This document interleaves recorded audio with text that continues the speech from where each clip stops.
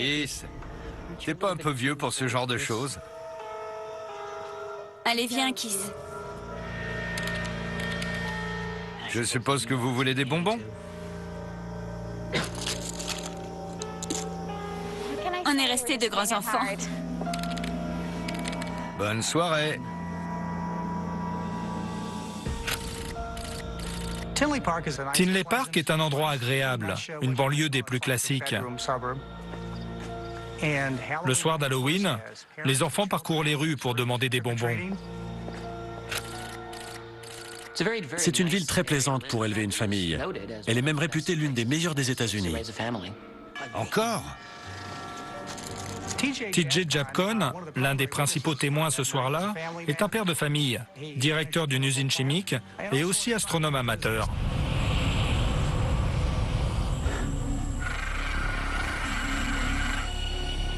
Tout à coup, il remarque des lumières vives au loin qui lui paraissent inhabituelles. Ce n'est pas la première fois que cela lui arrive. Chérie? Chérie? Il avait déjà vu ça en août, 2 mois plus tôt. Il s'intéressait aux ovnis, d'après ce qu'il m'a raconté. Donc il se tenait prêt à réagir. Le caméscope.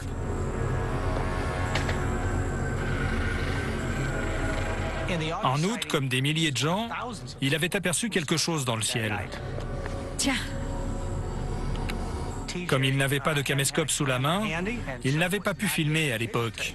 Mais là, en octobre, le soir d'Halloween, le caméscope était prêt et TJ aussi. Il y avait 3 lumières rouges. Elles bougeaient à l'unisson, comme si elles étaient reliées.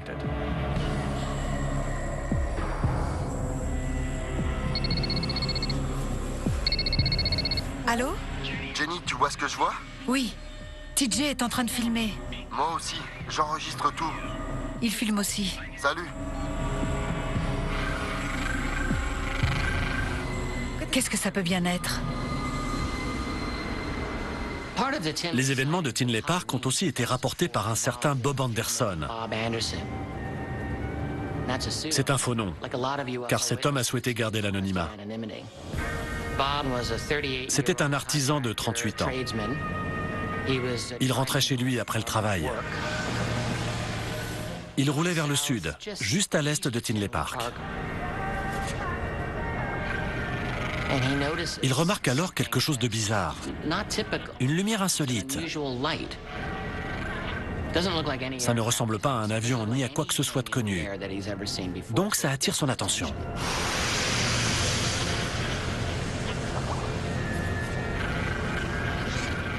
Il continue à conduire et ça l'intrigue tellement qu'il décide d'appeler sa fille. Sa fille de 17 ans, Frances, c'est flippant ici. est sortie faire la tournée des bonbons avec son petit ami. Ça fait peur, hein? Ouais, j'avoue. Frances est dans une autre partie de la ville.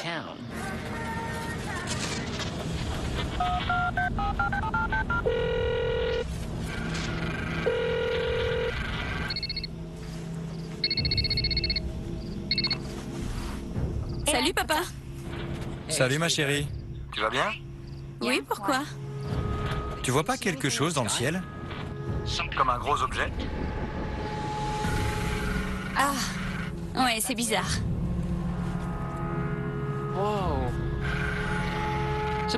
Il appelle sa fille et lui demande si elle voit quelque chose dans le ciel. Ouais,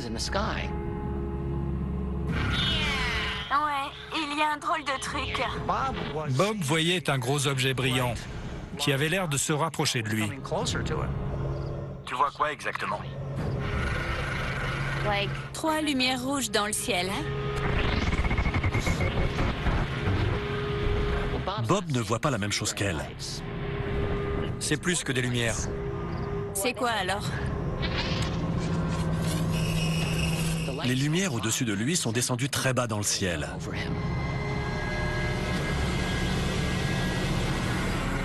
Sa fille et lui regardent 2 choses différentes. Papa, reste dans la camionnette. Cet engin est gros comme une maison et pourrait peut-être se poser.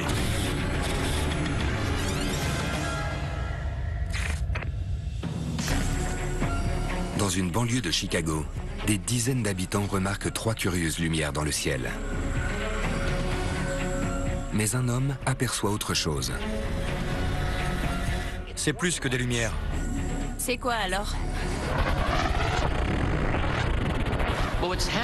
Pendant qu'il parle à sa fille, les événements se précipitent pour Bob. Toujours au volant, il voit l'objet arriver pratiquement au-dessus de lui. Il est à la fois effrayé et fasciné. Papa, qu'est-ce qui se passe? Tu me fais peur. Frances, je peux pas croire ce que je vois. Comment ça? C'est comme un fer à cheval géant. Une sorte de vaisseau spatial. Bob lui décrit un objet de grande taille en forme de fer à cheval. Il lui dit « Ce ne sont pas des lumières. C'est un vaisseau spatial à 30 mètres au-dessus de moi. Un vaisseau spatial? Ne plaisante pas avec ça, c'est pas drôle. Je suis pas sûr. Je vois pas bien. » Il a du mal à voir parce qu'il est sur une route avec des arbres tout autour. Il espère atteindre un endroit où il aura un meilleur point de vue sur l'objet. Regarde, elle se déplace.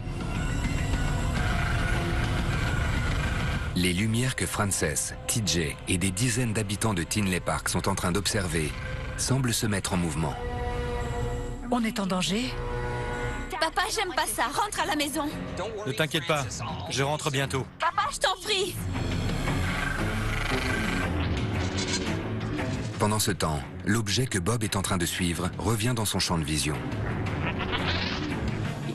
Bob s'arrête pour tenter de l'observer du mieux possible.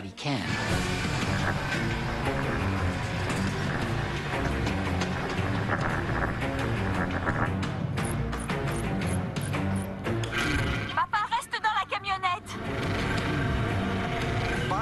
Il sort de son véhicule pour examiner l'OVNI de plus près, ce qui inquiète sa fille.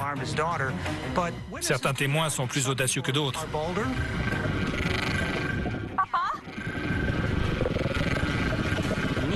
Presque directement au-dessus de sa tête, il y a un engin qui ne ressemble à rien de ce qu'il a vu jusque-là.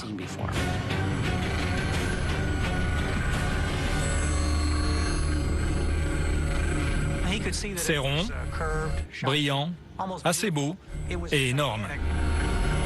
Cet engin est gros comme une maison et pourrait peut-être se poser. Papa, je t'en prie.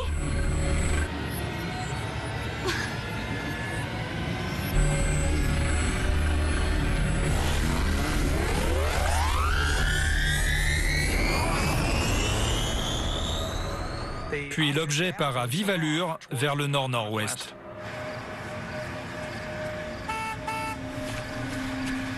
Soudain, Bob réalise que sa camionnette bloque la route.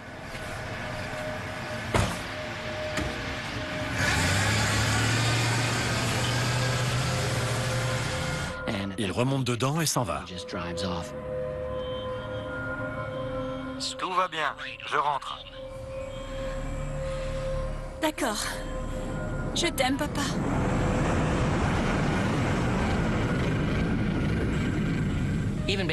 Si on tient compte de ce que Bob et sa fille Frances ont vu, il est évident qu'à Tinley Park, ce soir-là, il y avait au moins 2 vaisseaux.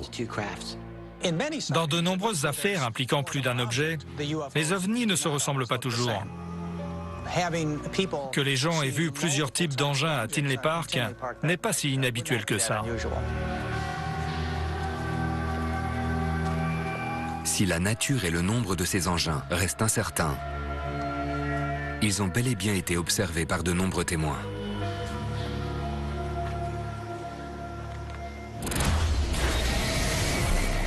Les autorités locales ont reçu plus de 50 signalements d'OVNI le 21 août et le 31 octobre 2004. Tinley Park est proche de 2 des aéroports les plus fréquentés des États-Unis et aucun n'a fait état d'objets inhabituels dans le ciel. D'après la police de Chicago, les lumières rouges étaient des ballons-sondes ou des fusées éclairantes. Mais personne ne les a vus retomber comme des fusées et leur déplacement ne correspondait pas non plus avec ceux d'un ballon-sonde porté par le vent. 24 heures après cette soirée d'Halloween, un objet triangulaire a été photographié au-dessus de Minneapolis et un autre au-dessus de Prince Rupert, au Canada. Les nombreuses vidéos tournées ce soir-là ont suscité une vive attention médiatique, faisant de cet incident l'une des 10 principales apparitions d'OVNI à avoir été filmées.